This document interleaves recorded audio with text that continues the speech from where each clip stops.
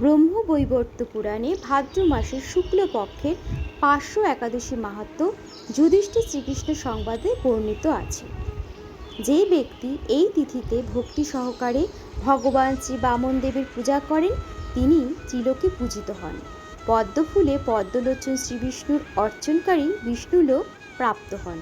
সাহিত্য ভগবান এই তিথিতে পার্শ্ব পরিবর্তন করেন, তাই এর নাম পার্শ্ব একাদশী বা পরিবর্তিনী একাদশী। এবছর পার্শ্ব একাদশী ব্রত পালন করা হবে ইংরেজি 2025 4 সেপ্টেম্বর এবং বাংলার 1432 বঙ্গাব্দ 18 ভাদ্র বৃহস্পতিবার।